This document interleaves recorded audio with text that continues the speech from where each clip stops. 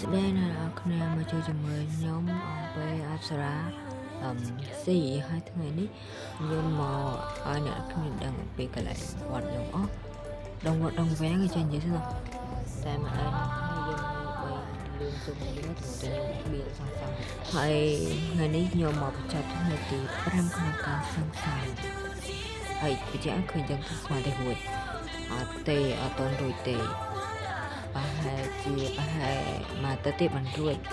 ព្រោះអីខ្ញុំនៅធ្វើកាត់ណាមួយខ្ញុំរវល់សាំងក្នុង server អីទៀតចឹងខ្ញុំធ្វើបានប៉ុណ្ណឹងទេខ្ញុំទៅបង្ហាញ YouTube ទៅបងចឹងហើយនេះក្នុងថាវាំងក្នុងវាំងយើងគឺមានភ្លើងទេដាក់បានតែអាចគៀកកដានេះមួយហ្នឹងពីគៀកហ្នឹងរវល់មកគៀកចង់មិនដាក់អីផងអានោះប្រាប់ពីនៅហ្នឹងធ្វើបានប៉ុណ្ណឹងហើយខ្ញុំគិតថាឲ្យគ្នាស្រឡាញ់ពេញចិត្តក្នុងវីដេអូខ្ញុំហើយសូមជួយ Subscribe ជួយជំរុញកណ្ដឹងវីដេអូថ្មីផងឡើងទៀតយើងកាត់ដល់ទៅនេះវិញ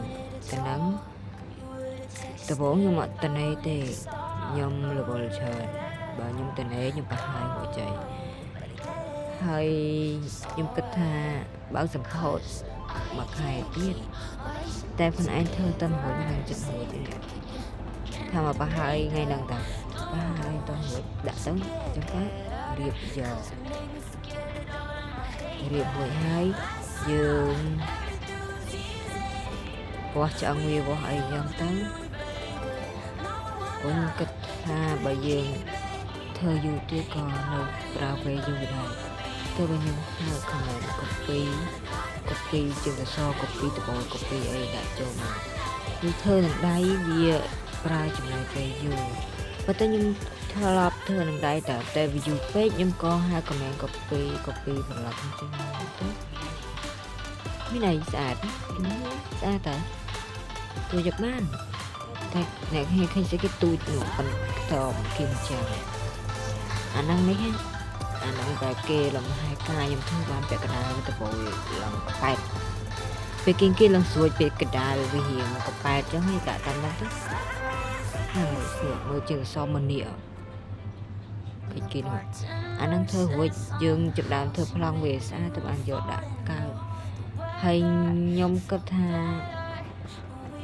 ដាក់ចឹង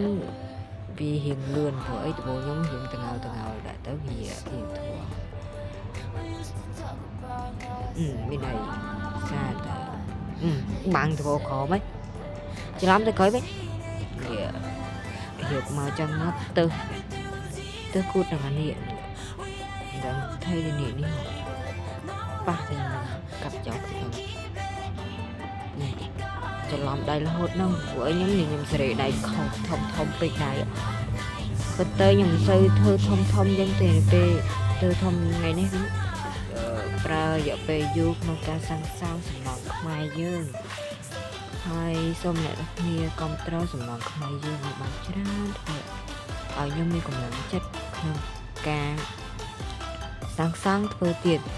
ខ្ញុំប្រាប់ឲ្យខ្ញុំអត់មែនអ្នកខាង PT Minecraft អីទេខ្ញុំអ្នកសាងសង់ធម្មតាដូចគេដូចឯងអញ្ចឹងដល់ថ្នាក់ល្បីអីទេ